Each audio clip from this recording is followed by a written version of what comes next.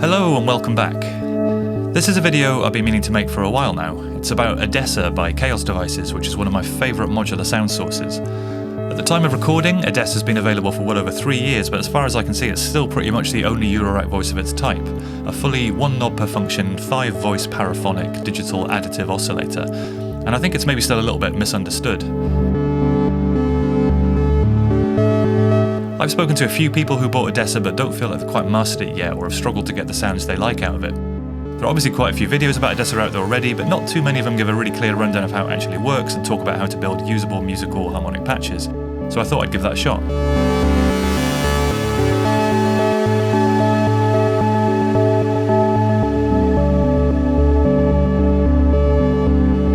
Now, you don't need to have a deep understanding of additive synthesis to coax some cool sounds out of Odessa, but just like most modular synths that are a bit out of the ordinary, I think the key to getting really satisfying results from it is having a decent understanding of what the controls are actually doing, rather than just randomly turning knobs. So I thought now might be a good time to take a fresh look at Odessa and see how it stacks up in 2023. If you're an owner who hasn't used it for a while, I hope it inspires you to dig in again, and either way I hope you just enjoy some of the sounds and maybe learn a little bit about additive synthesis in the process.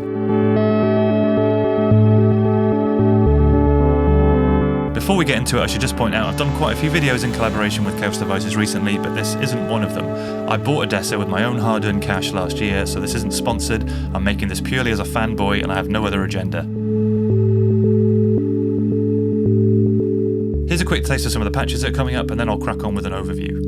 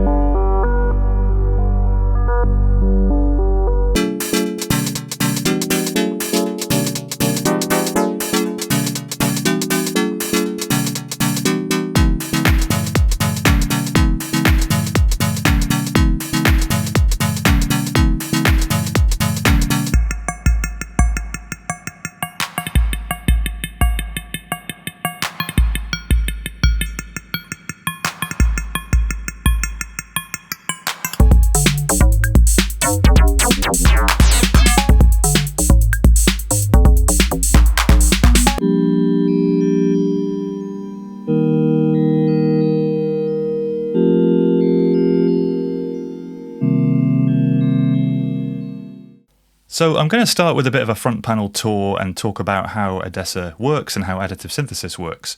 If you already know all this stuff, then do feel free to skip ahead, but if not, then keep watching. The basics are, it's a 24 HP module, looks pretty beautiful as you can see, like most of the Xaoc Devices stuff. Hell is a 3 HP expander which allows access to the 5 different voices. You can feed a different pitch sequence to each of those. I'll come on to that a bit later. I think unusually for a digital module, it doesn't have a screen, there are no button combos, there are no presets, it's just kind of 1 knob per function. What you see is what you get, which makes it really immediate and hands-on. There's also CV inputs for just about every parameter. It's really controllable. So additive synthesis is kind of based on the idea that any periodic sound can be represented as a combination of sine waves of different amplitudes and frequencies. And that's the kind of theory that Odessa uses. It gives you 2,560 sine waves, in fact, or partials, 512 for each of the 5 voices. And by allowing you to control the relative amplitudes of all those partials and their frequency relationship to the fundamental, you can create some very complex sounds, which you can't really achieve any other way. Control-wise, we've got a main volt per octave input here at the bottom left, and then we've got exponential and linear FM inputs. The linear FM is through 0. We have output-wise, we've got odd and even partials, which are generally used as kind of left and right for stereo, but they don't necessarily have to be. I'll come on to them in a minute when I talk about the bank and harmonic factor controls. There's also an output of the fundamental, which you can switch using a jumper on the back to be either a sine wave or a square wave. Square wave can be useful if you're syncing another oscillator to this, but I tend to just use it as a sine. And then we have the large central knob in the middle, controls the number of partials. So basically, when that minimized, there's only one sine wave. And as you increase that, it adds extra sine waves at multiples of that original frequency, which build up the spectrum of the sound. You can control the kind of relative weighting of those partials using the spectral tilt, the red knob there, which is kind of the most important tone shaping parameter, probably why they colored it red. Then over here on the right, we've got three controls, which are a kind of comb filter. We've got controls for density, warp, and peaking, which I'll come onto in a moment and let you hear what they sound like. Over on the left, apart from the coarse and fine tuning at the top left, we've got spread, which when you're using 3 or 5 voice mode, you can either use it as a single voice module, or you can use 3 or 5 voices using the switch. If you're in 3 or 5 voice mode, the spread kind of detunes them up to quite extreme detuning. If you're in 1 voice mode, it has no effect because you've only got 1 voice. And finally, tension is a pretty important control, which determines the frequency relationship of the partials to the fundamental. So at 12 o'clock, they are all integer multiples of that frequency, which means they sound reasonably harmonic. But as you increase or decrease the tension, then the multiplication factor of those partials changes and you get much less harmonic sounds. You get kind of clangorous sounds as you increase it and more kind of noisy sounds as you decrease it. I'll demonstrate that in a minute. Let's start by listening to the fundamental. So I've got the partials control at 0. And by the way, this LED ring around it is kind of a spectrum analyzer, which lights up depending on the frequency content of the sound. So at the moment, if I turn this up, we've got a sine wave. And if I increase the number of partials, you'll hear these first few coming in, you'll hear quite distinctly coming in, following the harmonic series. Once you get above 10 or so, you can't really hear the difference, but you'll see the frequency spectrum. Now let's just tune it down slightly.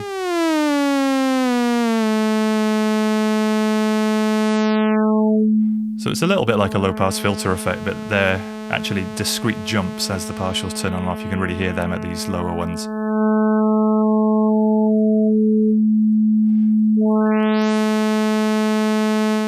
And then spectral tilt at its center means that the higher partials, the levels of the high frequency partials are decreasing in a way which basically produces a saw wave. They're decreasing as you turn the spectral tilt anti-clockwise. The relative levels of the upper partials are reduced and you get back down to a single sine. So this is much more like a low pass filter, especially going in that direction. And as you increase it, you start to raise the level of those high partials.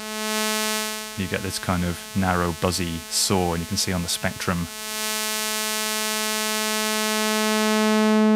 the bars to the right are kind of going up and down as this tilt adjusts. So this spectral tilt is a kind of combination of a wave shaper and a low-pass filter, you can think of it as. So next, this comb filter section here on the right is probably the next most important thing to affect the sound. And you can think of this as it's not a kind of time domain filter which comes at the end of the chain like a kind of filter in an analog synth. It actually controls the amplitude of the individual partials. And you can think of it, if you can think of all the partials arranged as vertical lines, and you can think of this comb filter as an actual comb that goes in and pushes down those lines, then density you can think of as the number of teeth in the comb, so how many notches it carves out into that spectrum. Peaking is kind of like the width of each of the teeth of the comb. So at its minimum, they're very narrow teeth that just carve out a small number of those partials, and as it gets wider, more partials are affected around each point of the comb or each tooth of the comb. And warp affects the spacing of those teeth of the comb, if you like. So as warp is increased, they become less uniformly spaced, and you get this kind of phasing effect. Let's have a little listen to the effect of all those things. So here's that kind of saw wave, which you get here. Now, if I keep the peaking at minimum, leave the warping at minimum, and start to maximize the density, as it adds more and more teeth to the comb, as it were, at maximum, it's actually going to remove every alternate partial. And if you remove all the even numbered partials, which is what we're doing here, you're just left with the odd ones, and we get a square wave, or an approximation of a square wave. Basically, if these partials were to continue in this relationship up to infinity, we'd have a perfect square, but this is what we get with 512 of them. And again, with density at different points, we get some nice interesting wave shapes appearing. And if I just peaking, it's quite subtle, but you can hear, or you can see on the spectrum rather, the kind of width of these notches is being affected by that peaking control. Let's leave that in the middle, and let's leave density of around 2 o'clock, and let's have a listen to the effect of warp.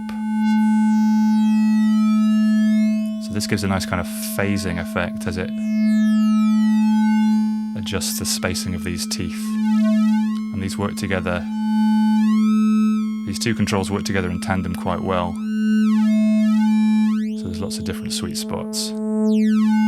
These are probably the two, apart from spectral tilt, that you'll find yourself modulating the most. So these have, as you see, these have each got their own attenuators, faders on their CV inputs here. Peaking has a CV input, but there's no fader on it. Now, before I move up to the bank control at the top, I just want to have a little listen to tension. So this is, as I said earlier, this will affect the kind of frequency relationship of the partials to the fundamental. And the easiest way to hear the effect of this is just to listen. If I start increasing the tension, they start to drift away, and we get this much more. This can be really good for kind of bell-like tones. If you envelope this, you get this much very strange digital kind of effect. And if I go the other way, the frequencies start to get closer to the fundamental, and we get this kind of much more noisy.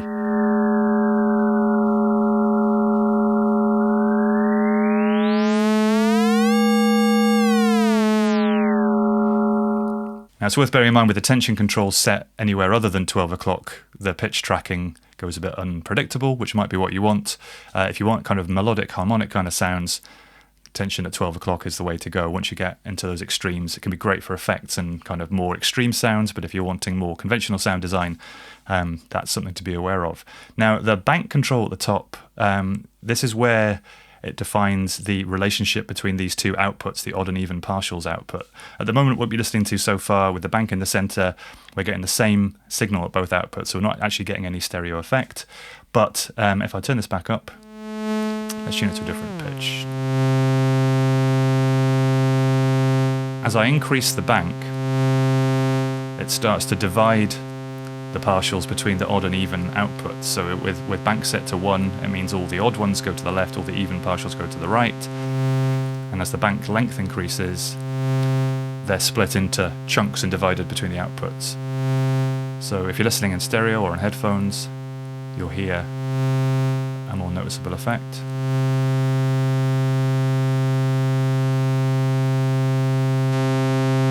And the harmonic factor will take one set of these from the bank, one side, and will apply a frequency multiplication to them. So it'll go up the harmonic series. You'll hear this in the right speaker if you're listening in stereo. And it will divide the other way, which will get very low.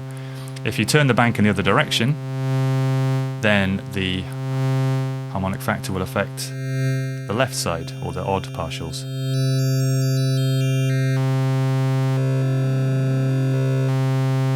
So you can not only get nice stereo effects with the bank control, but you can also do some nice kind of pitch shifting on one side,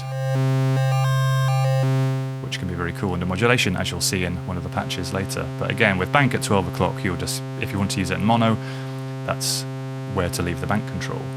So finally, before I get into the patches, let's just have a quick look at the spread and talk about the voices. Everything you've heard so far has been in one voice mode, but if I press this into orange, we're in 3-voice mode. And as I increase the spread, we'll get some detuning between the voices, which will give us a nice rich, almost like a super saw with the spectral tilt here. And that gets more and more extreme detuning as you increase it up to the point where they start getting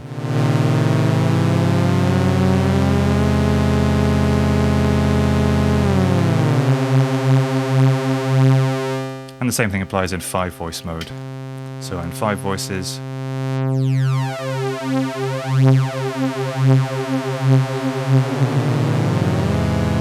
get this big cluster at max.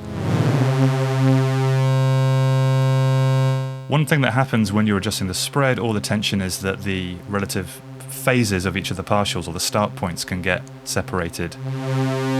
And the only way to kind of reset that is to toggle through the different voices again. Just something to be aware of as well. Again, spread won't have any effect in one voice mode. Now with those 3 and 5 voice modes, the Hell expander comes into play, and you can assign a different pitch CV to each of the voices, which lets you define chords, play multiple melodies at the same time. Just be aware that there is no VCA, or there's no kind of on-off control for these things. So when you're in 3 voice mode, inputs 1, 2 and 3 are always active, and if you're not feeding a pitch CV into them, then they will just follow the same CV as the root. What you can do, which is quite cool, is you can define pitches using Hell, and then you can use the main pitch CV input to transpose the whole thing, which I'll demo in one of the patches a bit later. But yeah, I think that's the kind of whistle-stop tour of the front panel for now. It takes a bit of getting your head round. It's worth having a look at Spectrum Analyzer and looking at an oscilloscope to sort of see what it's doing. And you can obviously just use your ears and play around. But let's get into some actual musical patches.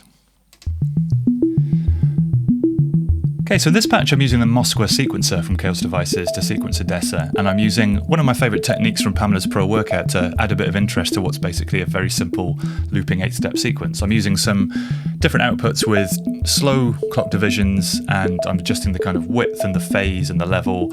So I'm basically hitting the randomness every couple of bars, I'm adjusting the range every couple of bars. I've also got another one like that, which I'm going to use to modulate the harmonic factor in Odessa. You can't really hear that at the moment because I've only got one partial active, but you'll hear that in a minute. Very simple attack decay envelope, got it running in stereo. As I say, only one partial at the moment, so not much going on, but as I start to bring these up, bring up the tilt.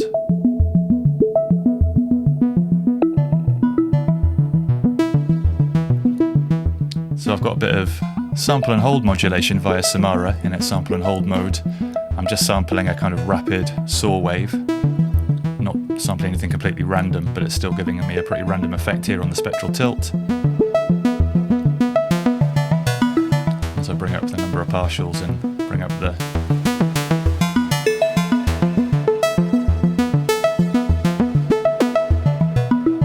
got quite a nice dynamic sort of arpeggiated effect there. I've also got a couple of other slow LFOs into density and warp, which will give us that kind of classic comb filtering phasing.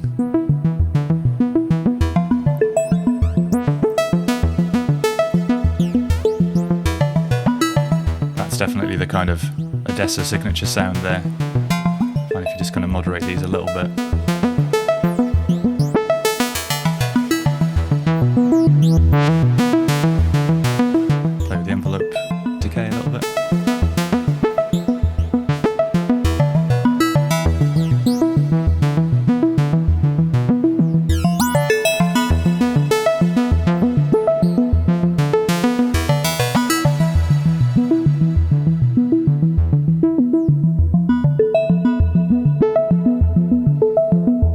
Quite easy sometimes with Odessa to kind of leave the partials max, but you get some quite nice effects when you go down to these lower numbers of partials.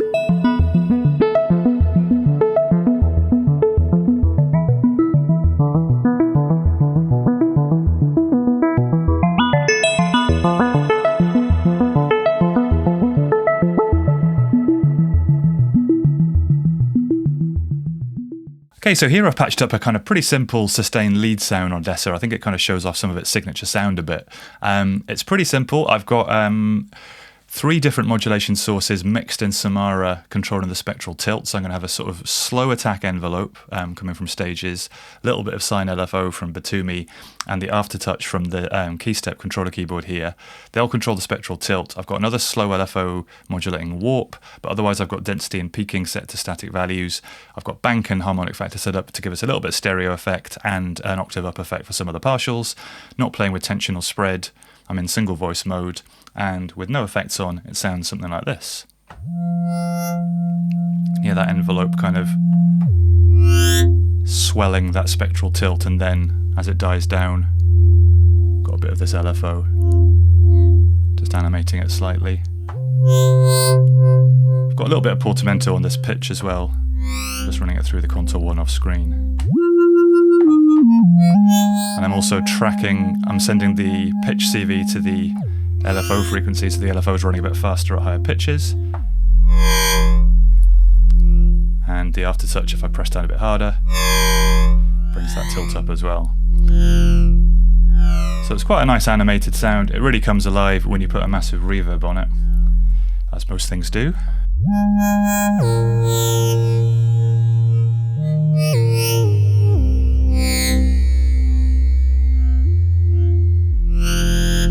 And let's just run a little bit of light percussion.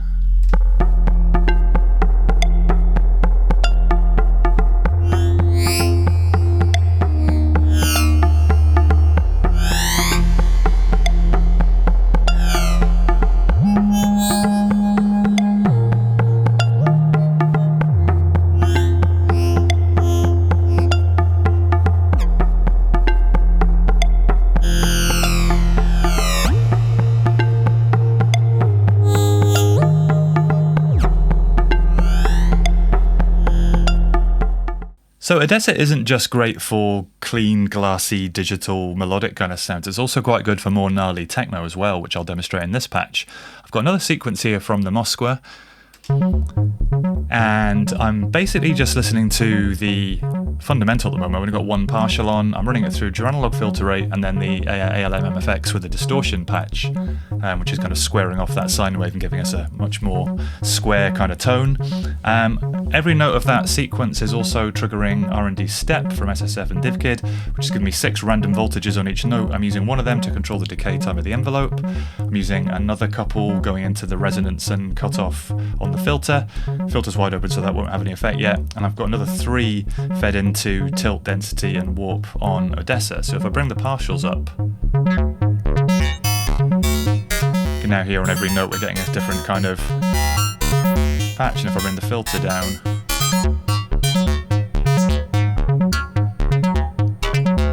it's quite a nice kind of metallic evolving sound. Let's bring some drums in, sequence from Pam's Pro Workout.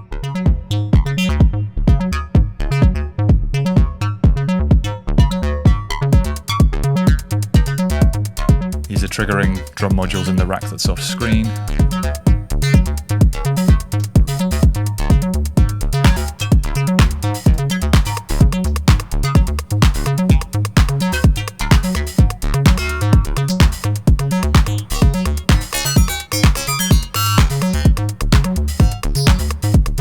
And if we want to go even wilder, I've got an LFO being attenuated in Samara, which I've got into the tension CV input. And if I bring up a little bit of that, it's going to sweep that tension into these kind of crazy N-harmonic kind of zones.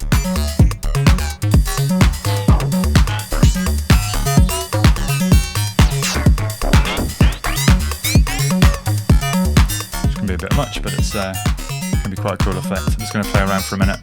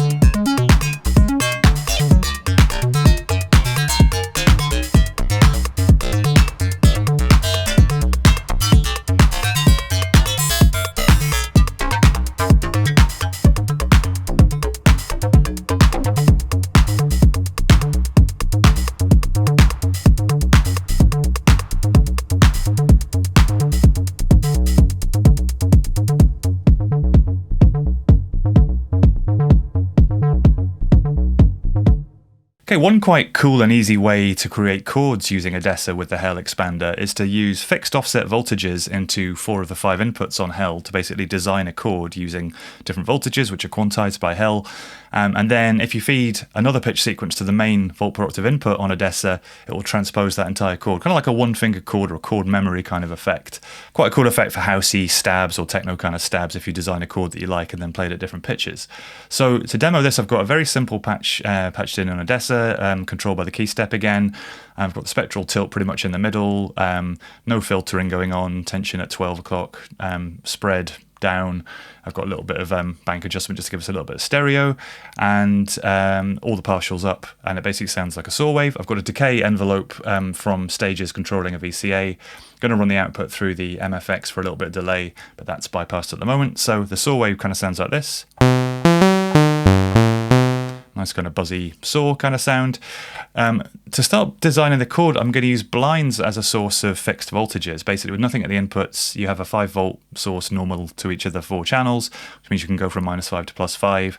Hell will ignore negative voltages, it only responds to positive voltages. So basically, as soon as you go above 12 o'clock on blinds, we're going to start feeding fixed voltages in here. So let's just connect these 4 channels of blinds into the 4 inputs on Hell. I'm actually going to use 2, 3, 4, and 5 and leave the root alone, and it'll basically then any positive voltages here relative to that will be notes above that. So yeah, first channel I'm going to tune up to a minor third. It's kind of quite hard to hear because you've got 4 copies of the root and only 1 copy of the minor third, but you can hear it's just about there. Let's take the second channel and take that up to a 5th. So we've got kind of minor triad there. Again, we've got 3 copies of the root still in play, so let's get a 7th going on with this third one. And let's get a 9th on the 4th one just to give us a nice...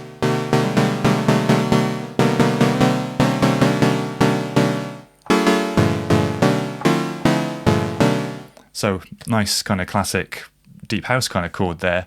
Let's take a copy of the same envelope which we're using for the VCA. Let's just attenuate that through the Samara channel here and go into the tilt. Turn that down just so we can envelope that spectral tilt to give us a slightly kind of filtery effect by adjusting that attenuation and the initial amount of tilt there. We can play with that character a bit.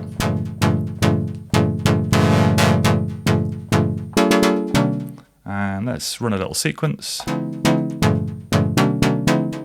Add a little bit of delay.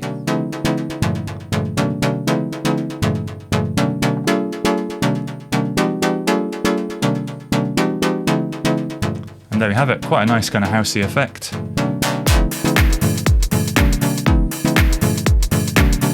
And you can play with the comb filtering now to create some variations on this basic tone. So we increase the density. We'll start putting out different bits of the spectrum, making it a little bit more electric piano-like at times. Of course you can modulate these, but you can also just dial in until you find a tone that you like.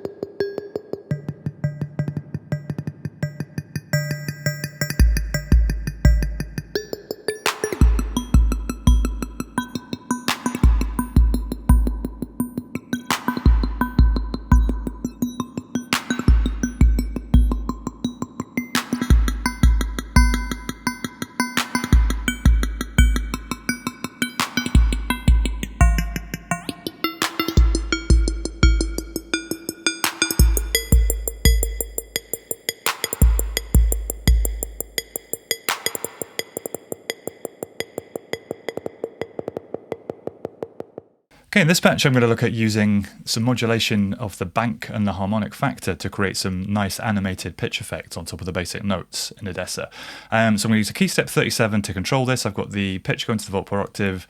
I've got the gate triggering a attack, sustain, release envelope that I patched up in stages. That's opening the dual VCA, and then the stereo output of that's going into the ALM MFX for a big reverb effect. I've also got the joystick here patched up to control the wet-dry of the effects and also the number of partials in Odessa. So I've got that kind of maxed at the moment. I've got the spectral tilt in the middle, and I've just got a very simple kind of tone here with a little bit of density up. And I can display that as a sustained held note. Now the effect of the bank and the harmonic factor, with the bank at 0, the harmonic factor will basically adjust the pitch of all the partials apart from the fundamental, and they'll go up and up through the harmonic series.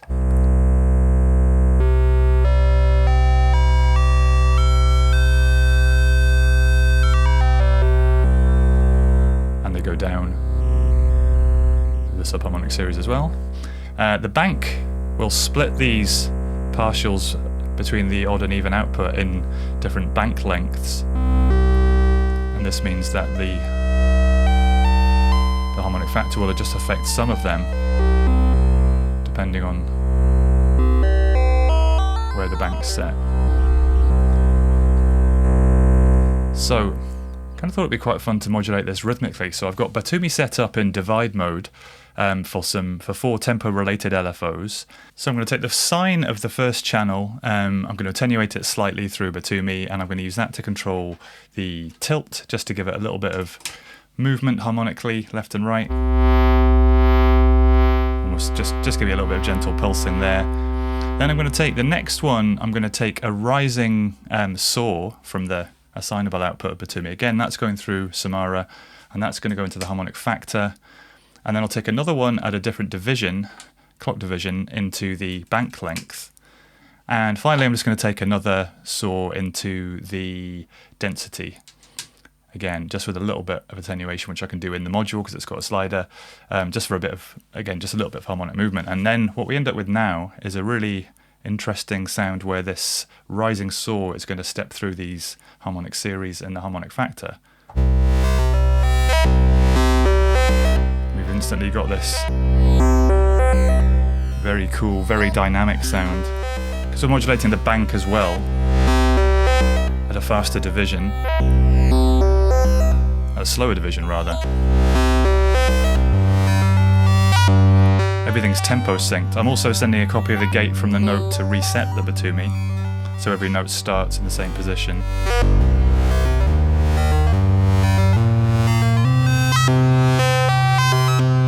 And it's just such a beautiful sound. You can play around with this for ages. A bit more reverb.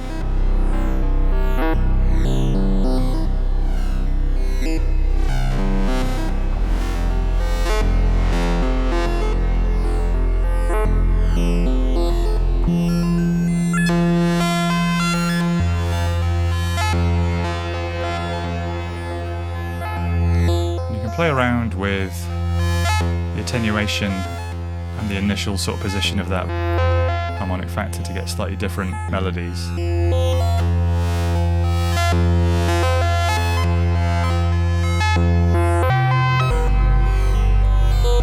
It's really nice if you bring these partials down as well with the joystick.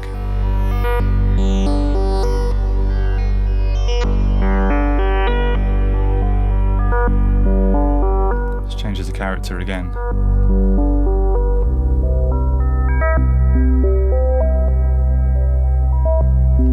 Much more subdued version.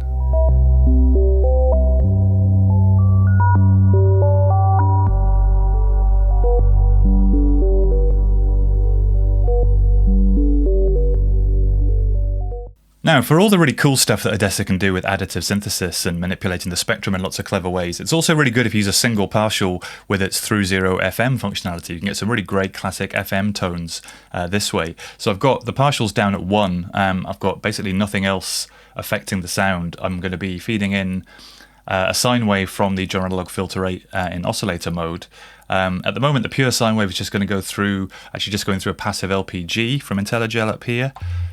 Just got a little sequence. Just a very low pitch sine wave, you might need headphones to hear that. And I'm running the filter rate, that's tracking the same pitch sequence, and the output's running through blind, so I can either manually feed it in, and if I turn up the linear FM slider, so this is just a kind of constant amount of, you can sort of tune it in here. You can take a little bit of trial and error to find a nice sympathetic frequency, but that sounds okay. But let's take that down, and I've got an envelope to open that VCA rather than that knob, which makes it a lot more dynamic. And the great thing with through zero FM is when you're controlling the depth of that modulation like you are here with an envelope, it doesn't affect the pitch. So we've got this lovely kind of nice round rubbery FM bass tone. Let's put some drums on.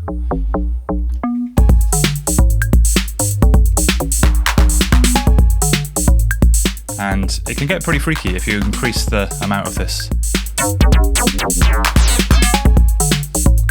The slider there can be quite playable.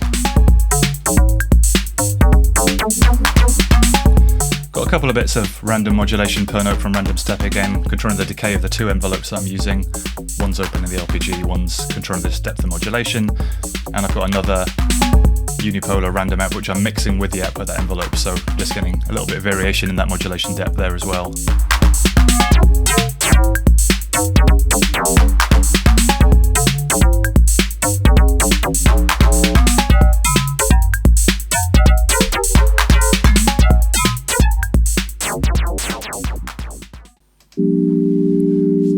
Okay, for this last patch, I've kind of brute force engineered a chord sequencer for Odessa via the Hell expander. I don't have a kind of multi-channel sequencer in this setup, so I've ended up using a combination of Moskwa, stages, step 8 from Jar Analog, and the dope first sequential switch with some fixed voltages being sent into it via blinds. Moskwa's giving us basically the root note, and then I'm taking a copy of that, putting it through an octave doubler from Xaoc Tessitura Taylor, giving us a sort of copy of that root note an octave up, and then the other three notes of the chord are coming from stages, the A151 sequential switch, and step 8, which I've just kind of tuned to nice intervals. At the moment I've got the spectral tilt down a bit. So we've just got this kind of quite pleasant chord sequence running through a bit of reverb. And I kind of wanted to show off, apart from this ability to create these paraphonic chords, you might notice in the top left here I've got Lipsk and Erfurt from Xaoc Devices running away. That's getting a clock from Pamela's new workout with a few random skips in it, which I'm looping to give us a little pattern. And you can see the pattern of these LEDs is giving us some nice patterns of bits turning on and off. The rate of that change is being controlled by Lipsk with those buttons. And if you press and hold the voices button on Odessa, then the Leibniz bus, which I've connected from the back of Erfurt to the back of Odessa, those bits that are being turned on and off there will control the banks of partials, which are being defined by the bank control. So the easiest thing is just to turn this on by pressing and holding for a couple of seconds. And once it's flashing like that, that means the Leibniz bus is active.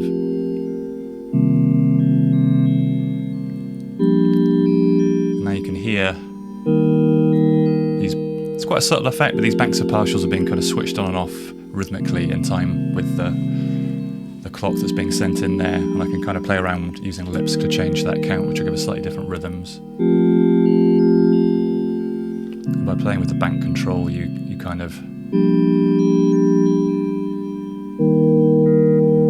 you get a slightly different effect with different bank lengths. Now I've got a little bit of modulation also from Pamela's new workout, attenuated going into the harmonic factor, just to kind of occasionally shift some of those partials up an octave as well. And if I start bringing in a bit of other modulation, bring in a little bit of density and warp, just slow LFOs. And I've got a slow triangle from Pam's, which I'm going to just feed into the tilt. I've attenuated it right down in there.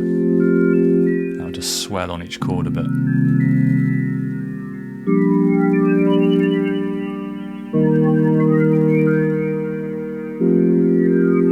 So it's quite a subtle patch, this, but I think it just probably sums up what's quite good about Odessa. You can chuck quite a lot of modulation at it in small amounts to get this really dynamic evolving sound, and I think this Leibniz option to switch banks of partials on and off is quite an interesting one. Like I say, it's pretty subtle, but it does kind of help animate these kind of sustained chord sounds a bit. So yeah, that's basically it for this video. Hopefully you've enjoyed some of the sounds, and hopefully you've had a bit of an idea of what Odessa can do. If you've enjoyed this, you want to know a bit more about Urfa and Lipsk, then check out my other video on them. Also done a video about Moskwa, and I've done a video about Batumi and Samara, so I've done quite a few Xaoc Devices videos now. Yeah, thanks for watching. If you've enjoyed it, give me a like and subscribe. Leave a comment below. Let me know how you use Odessa, and I'll see you again soon.